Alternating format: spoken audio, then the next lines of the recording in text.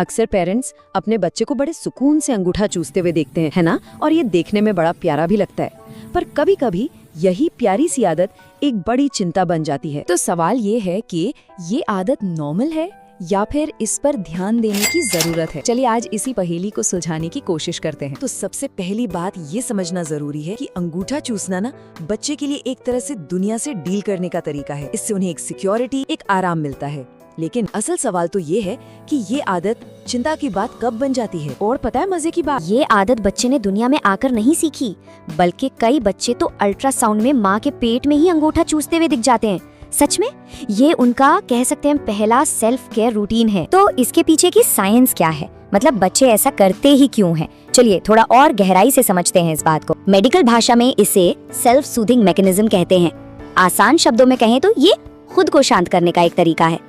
तो अगली बार इसे बुरी आदत कहने से पहले एक बार जरूर सोचिएगा, ये तो बच्चे का अपना पर्सनल स्ट्रेस बस्टर है। और देखिए दुनिया भर के डेंटिस्ट भी ना इसी बात से सहमत हैं।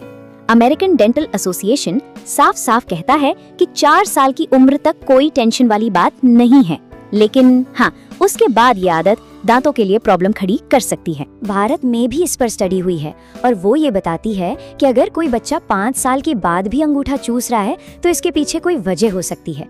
हो सकता है वो कुछ कहना चाह रहा हो, शायद उसे आपका थोड़ा और अटेंशन चाहिए, या फिर वो किसी बात को लेकर परेशान है। तो फिर वो लक्ष्मण रेखा क्या है, वो कौन सा पॉइंट है जो पेरेंट्स को सोचना चाहिए कि ओके अब इस पे ध्यान देना जरूरी है? वो मैजिकल नंबर है 4। जी हाँ, 4 साल। इस उम्र के बाद इस आदत के जो मायने हैं ना वो बिल्कुल बदल जाते हैं। इसको ऐसे समझिए, 4 साल से पहले ये सिर्फ एक नॉर्मल आदत है, पर उसके बाद ये बच्चे के दांतों की अलाइनमेंट, उनके जबड़े की ग्रोथ और यहाँ तक कि उनके बोलने के तरीके को भी बिगाड़ सकती है। एक एक्सपर्ट हैं डॉक्टर विभा माथुर, वो साफ साफ चेतावनी देती हैं कि अगर 5 साल के बाद भी ये आदत बनी रही तो दांत इतने टेढ़े मेढ़े हो सकते हैं कि आगे चलकर ब्रेसेस लगवाने पड़े। इसीलिए टाइम पर एक्शन लेना बहुत जरूरी है। ठीक है, तो अब हम प्रॉब्लम तो समझ गए हैं, अब बात करते हैं सोल्यूशन की। आखिर पेरेंट्स कर क्या सकते हैं? आइए एक एक करके देखते हैं। यहाँ पर ना हर उम्र के लिए एक अलग एक्शन प्लान है। बच्चा 0 से 3 साल का है तो रिलैक्स, कुछ करने की जरूरत नहीं। 4 से 5 साल का है तो प्यार से उसका ध्यान भटकाने की कोशिश कीजिए, जैसे कोई खिलौना ले। और अगर बच्चा और बड़ा है तो रिवॉर्ड चार्ट बनाना या डेंटिस्ट से सलाह लेना सबसे बेस्ट रहता है। मोटे तौर पर देखें तो इसकी 3 मेन ट्रीटमेंट है।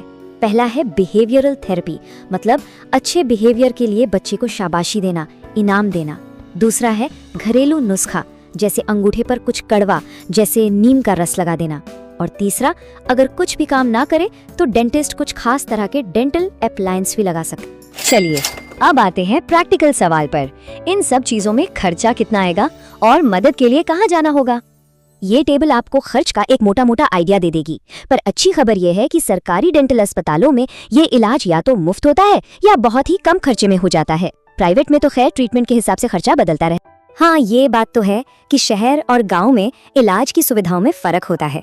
शहरों में स्पेशलिस्ट आसानी से मिल जाते हैं, लेकिन इसका मतलब ये नहीं कि गांव में कोई ऑप्शन नहीं है।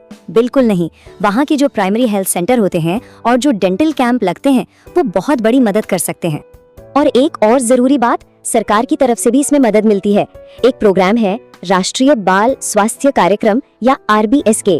इसके तहत बच्चों की आदतों की स्क्रीनिंग और इलाज की सुविधा दी जाती है, तो इसका फायदा जरूर उठाना चाहिए। अब आते हैं सबसे जरूरी बात पर। देखिए, सारे इलाज और सारी तकनीकें एक तरफ और एक चीज एक तरफ, वो क्या है? आपका और आपके बच्चे का रिश्ता। डॉक्टर निखिल भटनागर की एक बात हमेशा याद रखनी चाहिए कि बच्चे को डांटने से बात बनेगी नहीं, बल्कि और बिगड़ जाएगी।